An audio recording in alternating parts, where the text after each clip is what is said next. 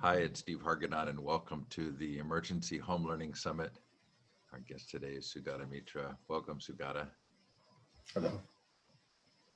Thanks so much for being here. You've spent a lot of time thinking about the differences between school-led and self-organized learning and in-person and online learning. What have you learned? Well, the first thing that I learned, which is perhaps would sound pretty obvious, is do not teach a learner what he or she can learn by himself or herself. Do not teach learners what they can learn by themselves. That's better. Do not teach learners what they can learn by themselves. Now, I guess if you're listening to this, you might just say, what's so great about that? I mean, isn't that kind of obvious? But I wonder if before we start to teach in a formal school, how many teachers would ask themselves this question: could these kids have learned this by themselves? I don't think that that's a common question that teachers ask. I don't think they've been taught in their teacher training programs to ask this question. So they take the syllabus that they have and they assume that this has to be taught. So that's the first comment. The second comment is that how do children learn things? And I'm sure that there isn't just one single answer to it. But one of the mechanisms that I found, which I found to be a powerful method, is that children often learn collaboratively. When they huddle together and they talk to each other and they learn stuff.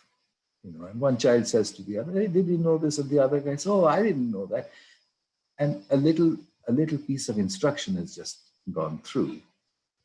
If you add the internet into that mix, which I did quite accidentally, really, but I happened to have done it 20 years ago, I noticed that this collaborative effect multiplies.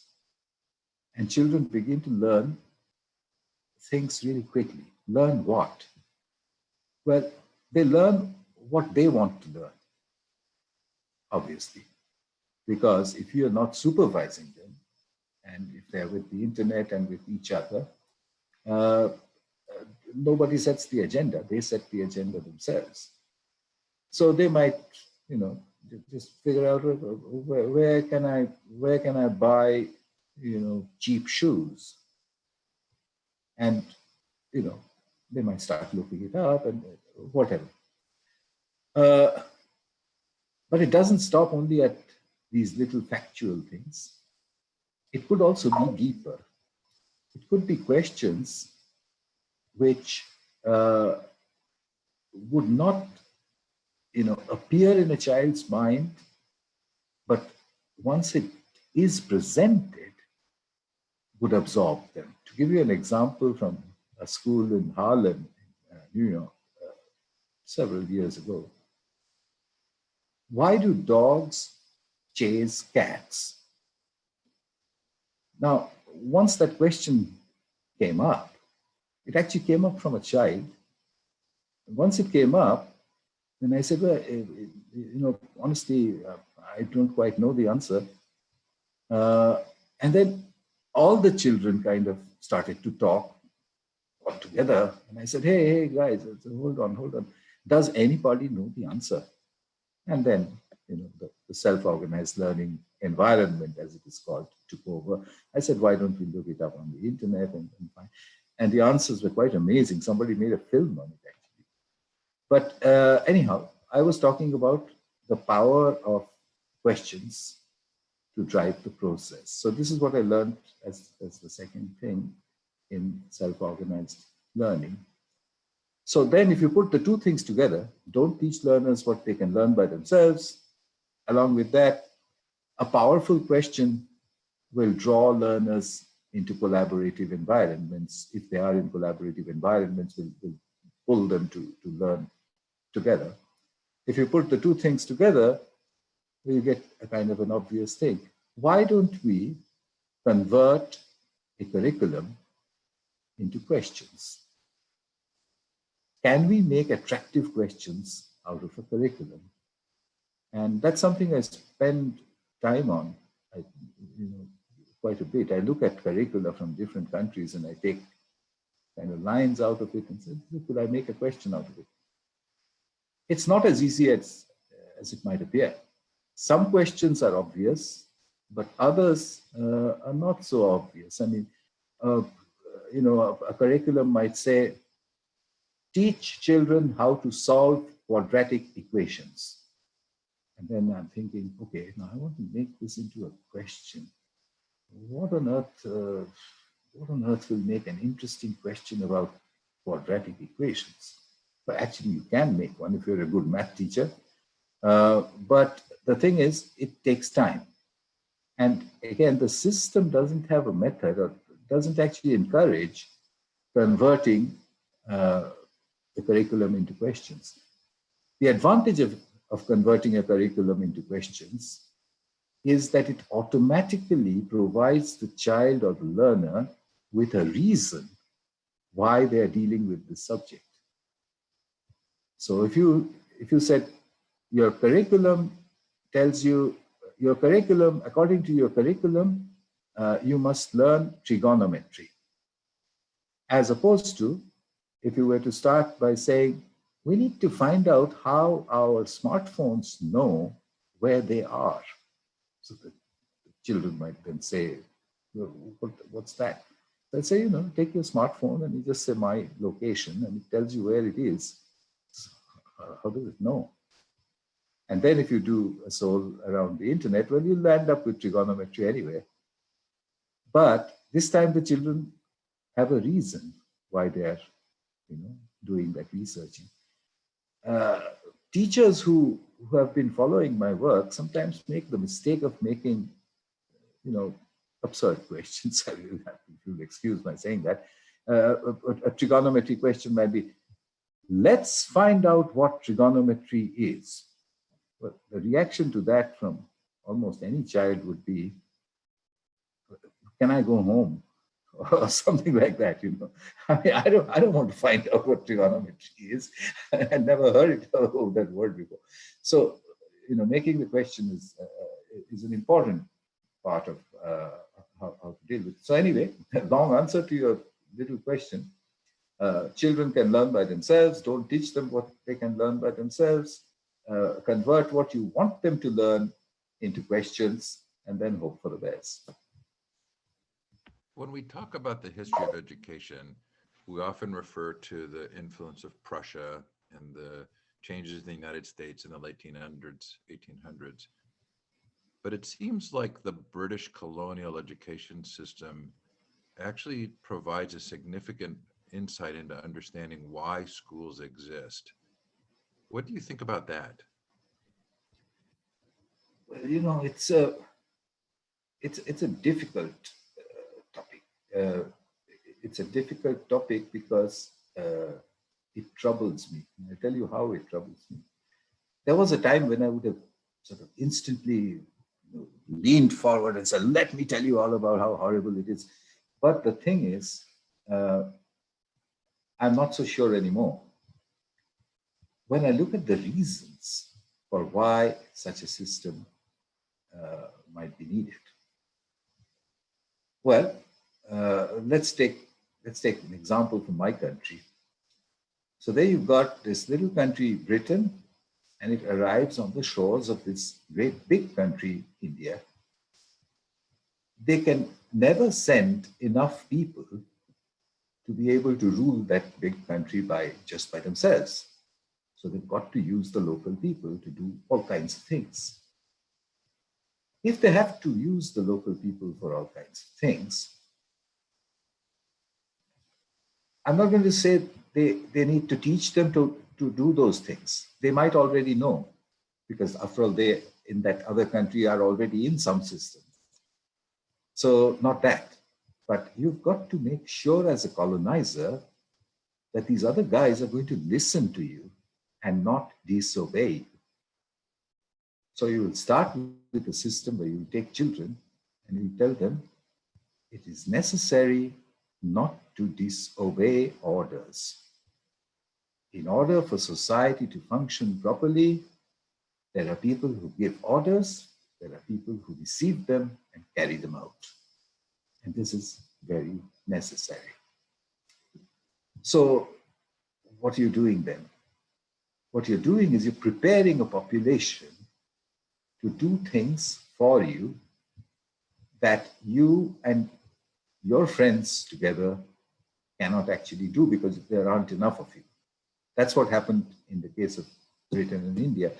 And they kind of dismantled the existing education system, which, by the way, was also by the previous rulers of India who were also not indigenous to India. They dismantled that system.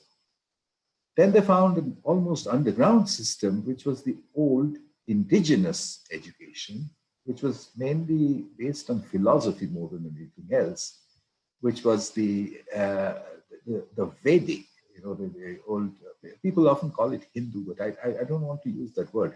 I would base it on Vedic texts, which are basically philosophical texts, which talk about, why are you born? What do you think your duty is in life? What do you think makes a good life, etc., etc. The British discovered that there was this underlying education system which was about all of this. And they were horrified, I think.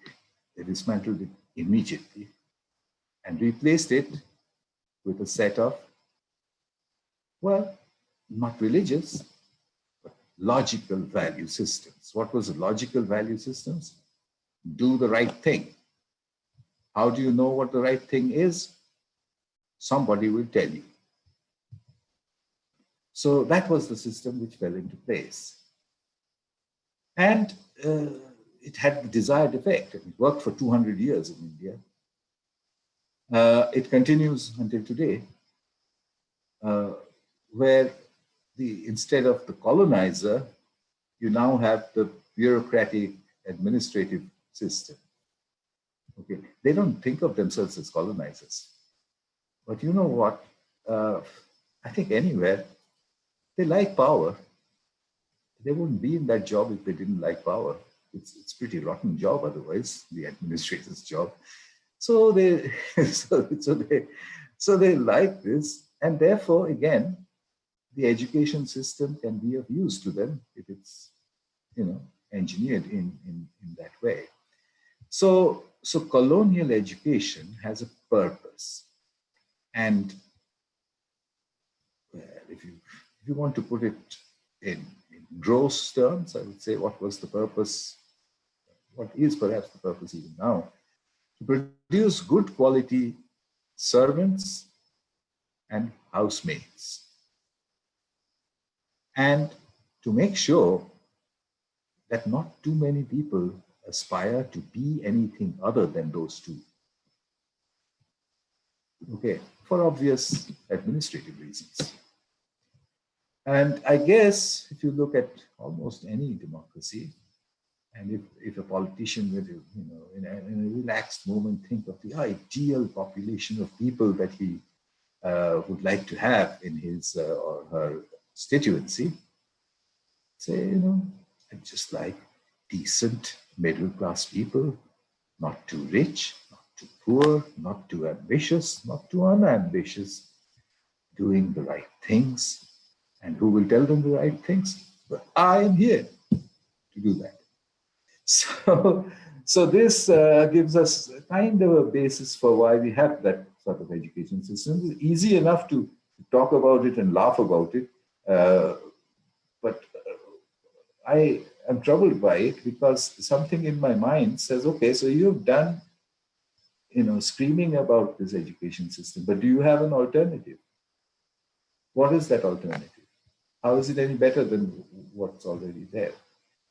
And I don't think I do at this moment. not the whole thing.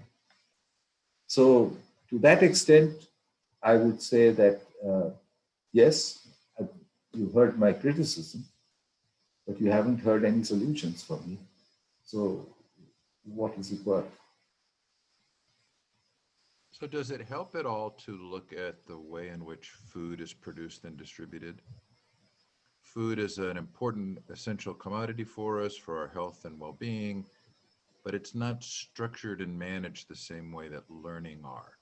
So, you say, okay, there's this uh, social organizing function of schools, and then there's the story of individual learning. Maybe the food industry is closer to the self-organized individual learning than schools are. So could that be a model for us?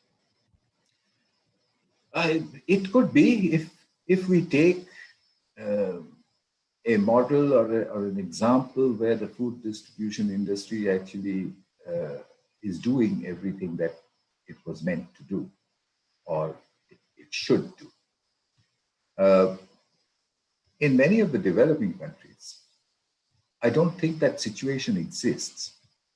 So if I were to model education after distribution of food, um, I would almost instantly get a backlash from the poorer parts of society saying, but that but that distribution system doesn't actually work. So what are you going to teach us? And then I would say, it's about agriculture, about transportation, pricing, market forces, etc. I could go on, and it is part of school curriculum in many countries, but most of the time, both parents and students would say, at the end of the day, it doesn't work. So we don't know why you're stressing it.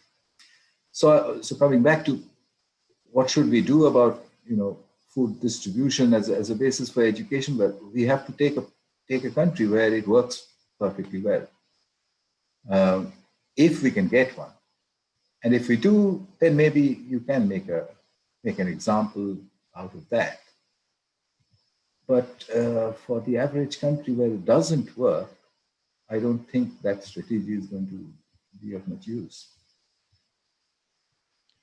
So let's take the example of a family now where the child is in the upper levels of secondary education. They've gone to a home learning circumstance and they don't know what to do. They're seeing the degree to which schooling has been less about learning and more about social organizing. There's lots of bureaucratic rules, time in front of the computer. What advice would you give to that student or their family about succeeding in this moment? Well, I guess that would really bring into focus a related question, which is what is it that you were sending your child to school for? Okay, and I'm trying to pretend to be a parent today. I have been a parent, but that was quite some time ago. But I try to pretend. It's not pretense. I mean, I am in touch with a whole lot of parents, and actually, I'm lucky that I'm in touch with parents all around the world, every single country. And there are certain things that almost all of them say. The first one, so that my child can get a job. Okay, I mean, I'm putting it in very black and white terms. It may be put in many different ways by different parents, but particularly in the developing world, in the poorer parts of this planet, so that my son or my daughter can earn a living. Okay, and I think why say poorer parts of the world? It's actually true of almost any part of the world. Which parent would say, I don't want my son to or my daughter to earn a living? So, in order to earn a living. So, so what is it that you would expect school to do so that your child can earn a living? where the school should, teach them the things that they need to know uh, in order that they can. And if you stop there and say they can what, and then comes the second very common answer, so that they can go to university. So you say, wait, hang on. Not so that they can earn a living, but so that they can go to university. Presumably because they would earn a better living if they had been to the university than if they had not. Now, at which point many parents would agree. Not all, but many parents would agree and say, yes, it would be better. Parents who are themselves university graduates will vigorously say, yes, the child must, must go through a university education that sort of round them off and etc. etc. The parent who have themselves not been to a university, surprisingly, would say, I don't want my child to go through life the way I have. I think they should go to the university so that, and I'm quoting many Indian parents, so that they can live like them. Like them. Okay, all right, like them. So you send your child to school so that he or she can be and become like them. That them is there in every country. It will be different from country to country what that them stands for. But it is there. Every parent in the back of their minds knows what that them is. And there are many cultural stereotypes in that. So that your daughter can become a famous film star. Well, if she's really interested, I wouldn't stop her, but that sort of thing. So, would you like your son to become a great mountaineer? Well, I would be very proud if he became a great mountaineer. Uh, yes.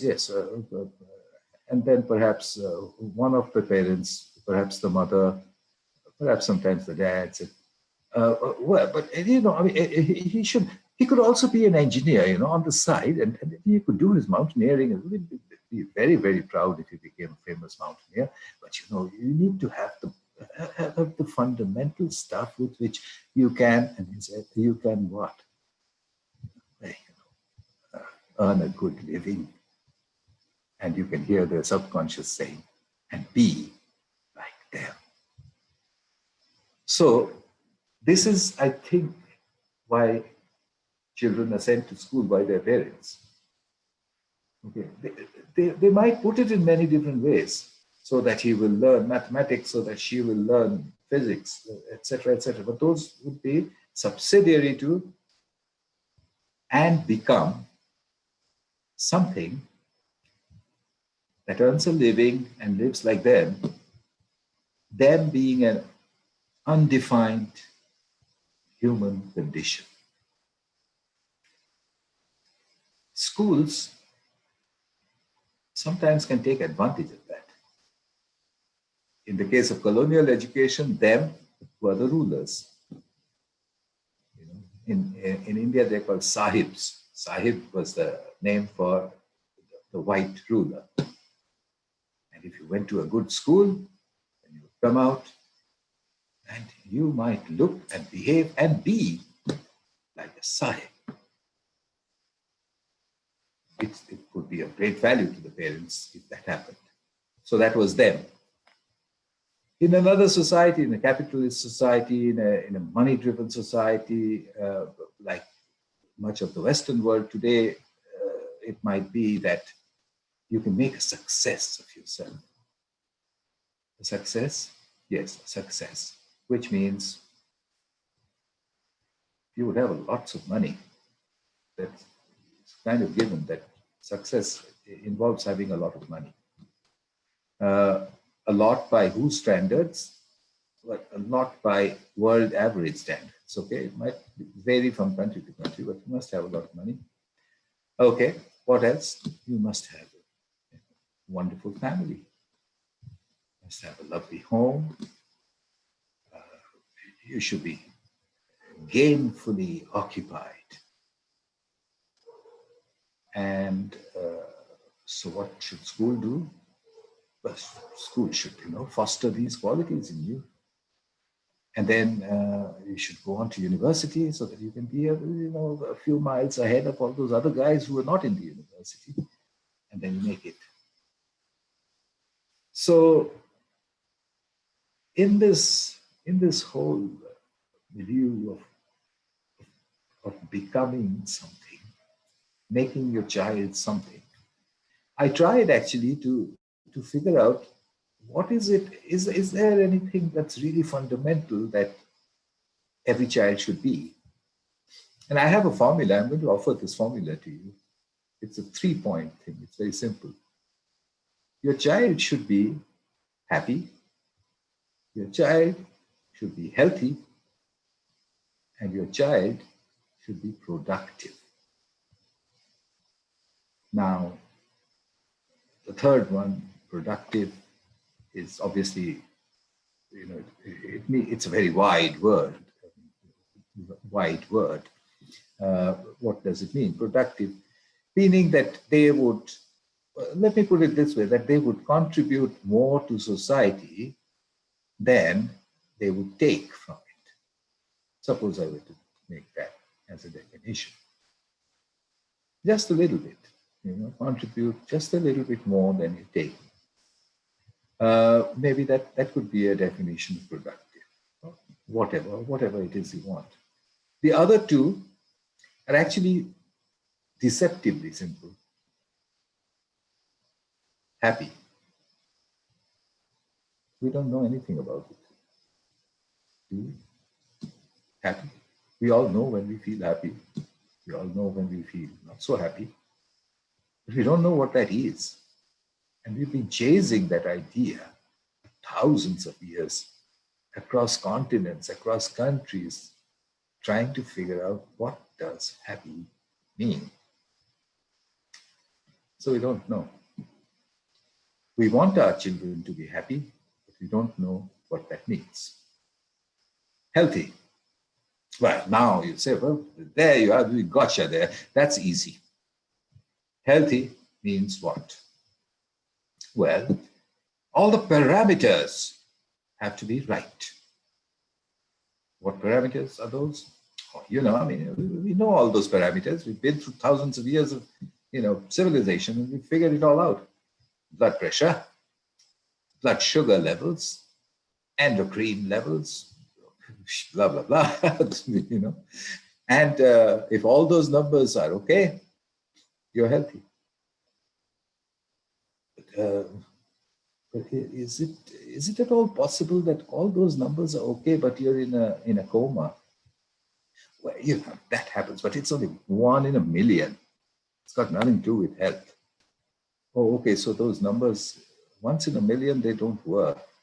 Could it be that some of those numbers are, we've got them wrong, or we don't exactly know what their relationship with each other is, or whatever? You could chase that argument, chase it, just sit back after this talk and think to yourself, and you probably discover we don't know what healthy means. Does healthy mean not having a fever? I don't know. So, happy, healthy, productive. Such an obvious set of objectives for schooling. To produce children who are happy, to produce people who will live happy, healthy, and productive lives. Little corollary at the bottom with an asterisk. We haven't quite defined the words happy, healthy, and productive yet, but we will shortly. So that didn't get us very far, but I chased this up. By the way, this is actually, it actually got published, or it's going to be published. I think you can see it this month in a journal called Journal of Learning for Development. It's published out of Canada, and it's about children and the internet, where I took these three things: happy, healthy, productive, and tried to blow that up into a curriculum to say that whatever it is that we have in a curriculum uh, should contribute to one or the other. If it doesn't, then it shouldn't be there. So back to my favorite whipping horse. I'm really being unfair because I love that subject, quadratic equations. Uh, does it make you happy? Well, Steve, I mean, no matter how serious you look about it, I think I can see in your eyes that it doesn't really make you deliriously happy to think of quadratic equations. And neither does it make people, anybody deliriously happy to think of quadratic equations. It doesn't seem to have much to do with happiness. Does it make you healthy, knowing how to solve one? No, not really. Does it make you productive? Now we got you. You see, quadratic equations are extremely important. They have two solutions, and under many industrial problems, if you can set it up as a quadratic equation and solve the quadratic equation, you know which solution to take. So how many jobs? If I take 10,000 people who have been through school and learned how to solve quadratic equations, how many of those people have ever solved a quadratic equation after they finished their school? Well, I'll give you my guess, 10. So what about the balance, the 9,990 people who went through the same 1 year of quadratic equations, but never ever had to solve one? Oh, Professor Mitra, you are being very foolish. It's not only about solving a quadratic equation, it's about knowing. It's about knowing what a quadratic equation is. Okay, now I agree. What should you know about a quadratic equation? That if a parabolic curve were to intersect a line, it will always do so at 2 points, right?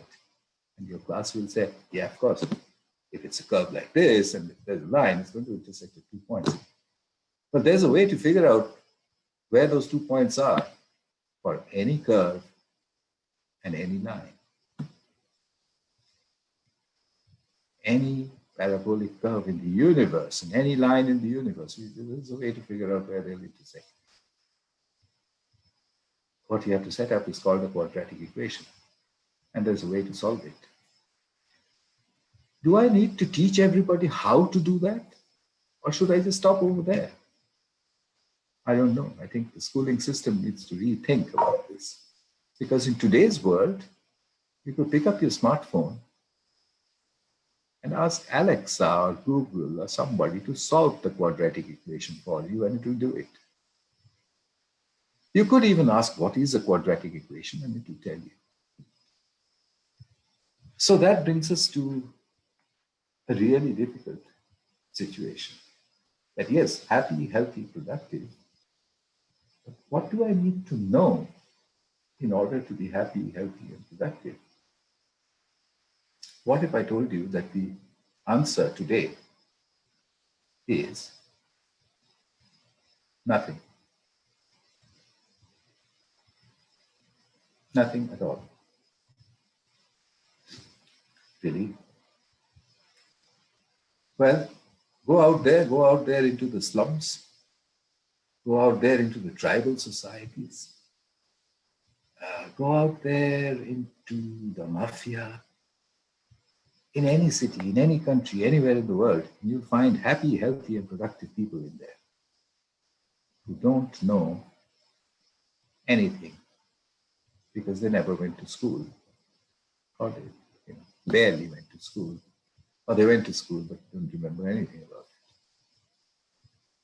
So who are these guys? Who are they? How do they make it to happy, healthy, and productive? Well, they're stupid. So you mean stupid people are more easily happy than non-stupid people? That makes a case for being stupid. That doesn't make much sense. No, that can't be right.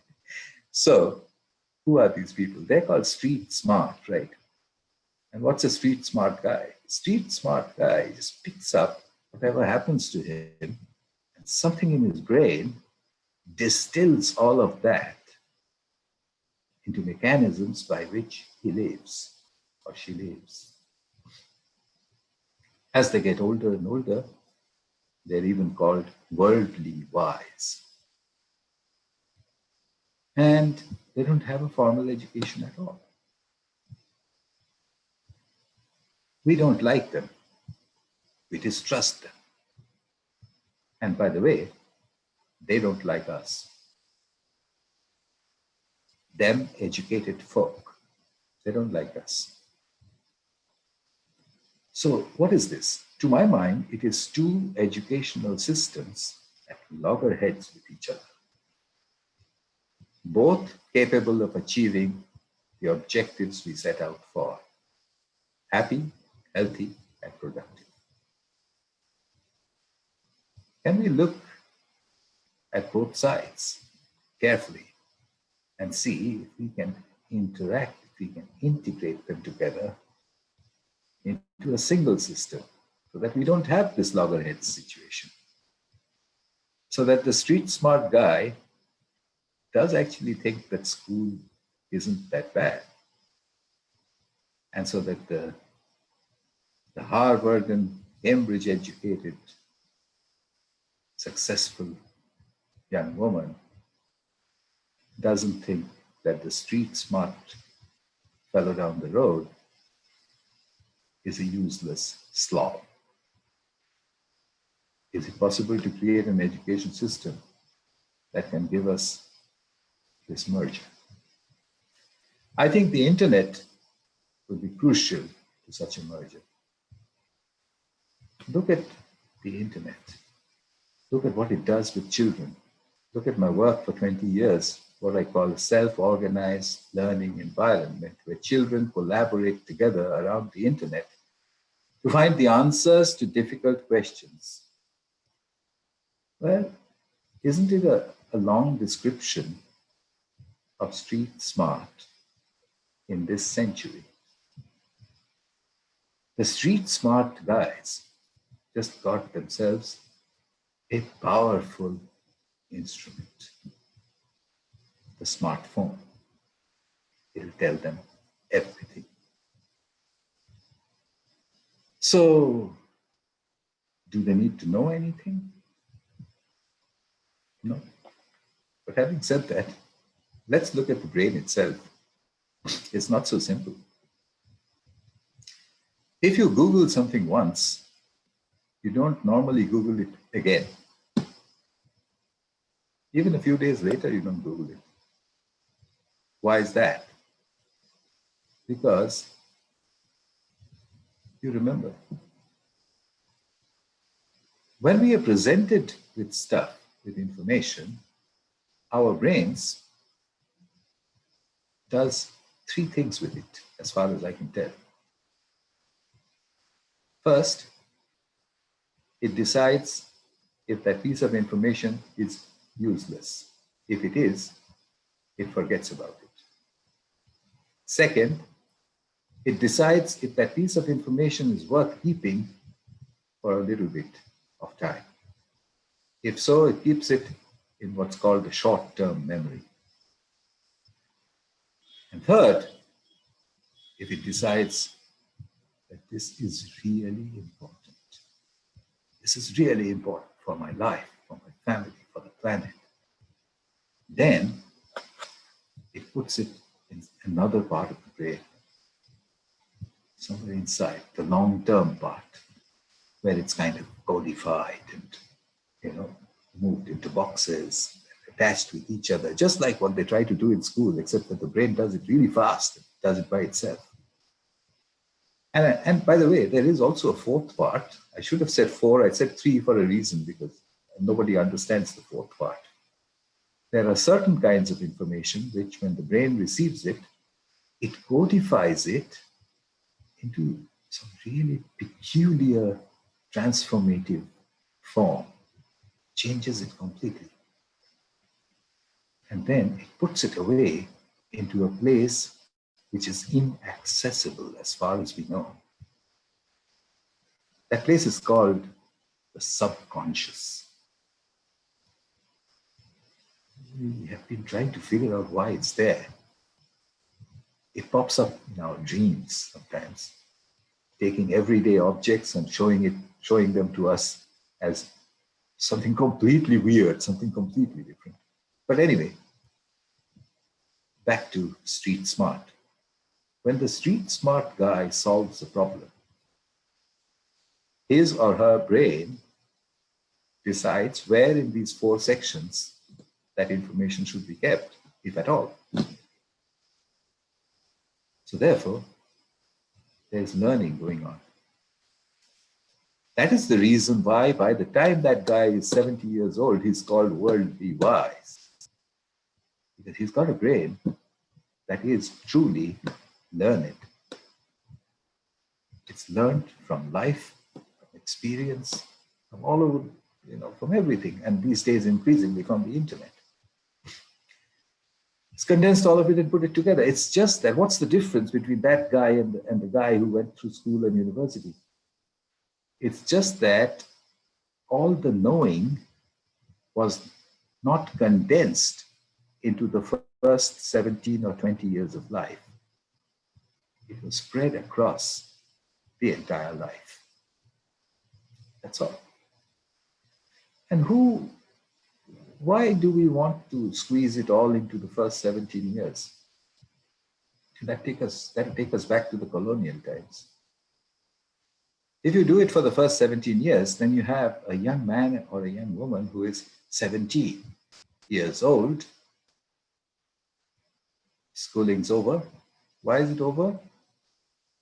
Well, if I was in a nasty mood, I would say at 17, you're strong enough to kill other people. I'm talking about colonial times. Okay, hang on. I'm not talking about now. So don't look scared about your 17-year-old in the bedroom. But they are ready to be servants of their masters. Could that be the only reason why school stops at age 17? I don't know, but I think there's a good chance. So we tried to squeeze that education into those first 17 or 18 years so that this fellow can then be productive in society after that, immediately after that. The street smart assumption is even worse. At age 5, the child is capable of doing simple little tasks. Put them to work. Learning, that's going to happen throughout their lives anyway. Remember Slumdog Millionaire, the film? That was about this. So, which one is the more horrible of the two systems? Which one? You tell me. So what should we do? Okay, coming to where I started out from, to say, okay, it's all very fine for you to criticize, but what should we do? But I think we should make a merger. Make a merger of just in case and just in time. Let me explain that. All our schooling is about just in case. Back to my quadratic equations. Why were you taught about how to solve a quadratic equation? Because just in case, if you ever had to solve one, you would be able to. But actually, you wouldn't be able to because you would not remember a word of it. But Anyway, the assumption is that that was the reason why you were taught that. The street smart method, when you face the problem, you should be able to solve it just in time. So you face this problem, you need to solve a quadratic equation. Catch the nearest guy who looks as though he can solve one and beat the hell out of him until he does so. Okay, just in time. We need, I'm joking, okay? I couldn't think of a better example. Uh, but we need to combine these two methods, just in case and just in time. And that, I think, will give us the education that works for today. Look at the COVID infection. How much does your formal schooling, the first 17 years of that, brain packing that they did, how much is that helping you to confront this virus? Did you know that a mask is a good thing to wear? Did they teach that to you in school? No, you learned it just in time. Did you know you should keep social distance so that the virus doesn't jump across? Did they teach that to you in school? I don't think so. You learned it just in time. You learned it from TV. You learned it from the internet. And then you picked it up because you were in a desperate mess. You didn't want to catch that infection. You learned. And now you know. So, where do we go from there?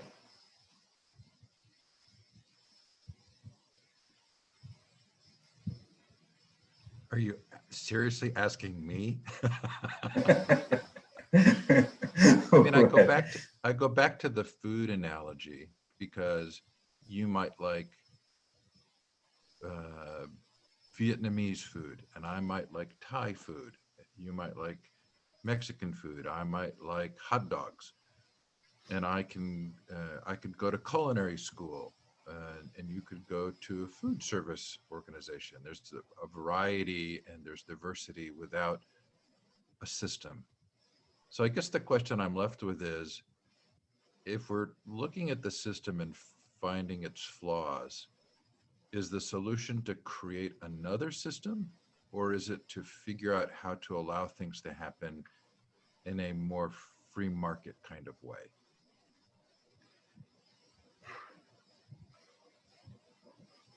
Who am I to answer that question? I'm not an educational planner. I'm not an educational administrator. I am just curious about learning.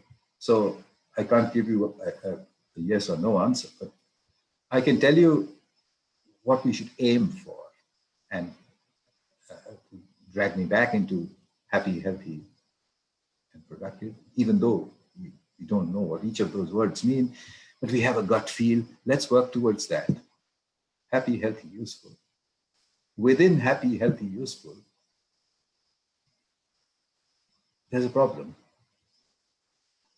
Does it help to know that there's a planet called Jupiter and it has many moons around it? Well, the real answer is that it doesn't seem to have anything to do with anything. You could live a perfectly normal, happy, healthy, useful life without knowing anything about Jupiter.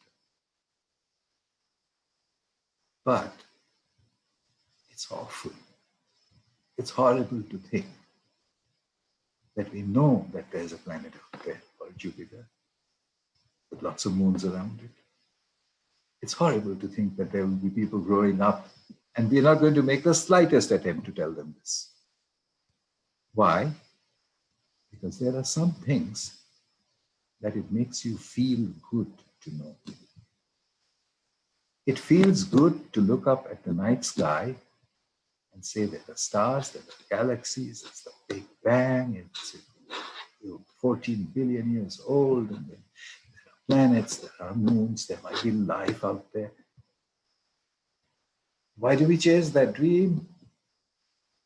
It makes us feel good. That's all. Why does every child say that I would like to go into space? Why does every adult say that? Why do I say that? I'd love to go up into space. I'd like to go to another planet. Why? And I might make up some very serious sounding excuse. That is the only hope of humanity. You see, one day we will fill up this planet, we won't have enough to eat, and that day we will find another planet like the Earth, and we will. Absolute nonsense. We want to go to another planet. We just want to go there. We like to go into the unknown. We love the unknown. We love the big questions to which no one knows the answer. So where will that fit into my curriculum? Well, under happy. I don't know why we evolved this way, but the great unknown fills us with happiness. Just to stand in front of the great unknown fills us with happiness. Yes, fearful happiness, expectant happiness, whatever, but happiness. So the curriculum must have things that we need to know and things that are good to know, that makes us feel good to know. So I then built up the curriculum. I broke up every subject into 2 bits, things that you need to know, things that feel good to know. And I got a lovely curriculum, you know. I mean, even if I say so myself. What about, hair? What is it about hair that we need to know? We need to know why it grows and why it falls off. We need to know how to look after it. We need to know on the evolutionary pattern why it developed the way it did, why some animals have it, some animals don't, etc. So we need to know all of that. It's kind of useful. What's good to know about hair? How to use hair to make you look really attractive. Okay? Everybody wants to know that, particularly the young girls, and a little bit more the young, and along with the little boys, but I think the little girls like it even more. Why is it not there in the curriculum? How to use your hair to be sexually attractive. Oh my God. No, that won't do. That's very Trump-like. So I don't know why we ruled that sort of stuff out. Anyway, so my curriculum, which is going to be published, as I said, in the Journal of Learning for Development, actually contains all of this. It contains things like interpersonal relationships, empathy, and it also contains things like gossip and backbiting. Why gossip and backbiting? Because under certain circumstances, they make us feel good. Sorry, that's the way it is. So you can build that curriculum. Once you build that curriculum, then you have the question of pedagogy. How would you learn it? Well, there I have 20 years of work. It shows self-organized learning can take care of much of learning. Remember the first sentence? Don't teach the learner what they can learn by themselves. So first give them a chance to learn by themselves, and then go back to teaching if you absolutely have to. There are lots of other methods. There are great thinkers who have thought about ways of learning. Then comes assessment. How do you assess? The examination system is an old, ancient, archaic system from ages and ages ago. I'll ask you a question, you can't look left, you can't look right, you can't look up your phone, you can't talk to your friends, you've got to answer it from your head. Whatever for? I don't do that in real life. In real life, if I have a problem, the first thing I do is I pull out my phone. So we must have assessment systems where children are allowed to use the internet and then solve problems. And lastly comes certification. What do we certify now? We certify this child has finished his school. What does it mean, finished with school? It's a school leaving certificate. This child has a Bachelor of Science. Bachelor of Science, when's he going to get married? Oh, no, it has nothing to do with marriage. It's called the Bachelor of Science degree. It means nothing. But to get rid of all of those certificates, we should have a certificate which is a single sheet of paper which says name of candidate, age, date of birth, whatever, height, weight, body mass index, and then 3 sections: happiness, health, productivity. Your best estimates in all of those 3 areas. If I had a certificate like that, I could do something with it. When I sit across the table and I'm interviewing a candidate or something, if I had a certificate which says what I just said, that's useful, as opposed to a certificate which says she is a Bachelor of Science. So if you put all of that together, you can get an alternative education system. Just in case and just in time, put together, happy, healthy, useful things that are need to know, things that are good to know. Assessment, the internet, collaboration, and certification, which is real. But I'm going to leave it at that. I think that's actually a terrific spot to stop, because it seems like parents and students could have those two conversations. The first would be, let's map out healthy, happy, healthy, and productive, and talk about it and how we'd get there, even in the absence of normal schooling, normal school circumstance.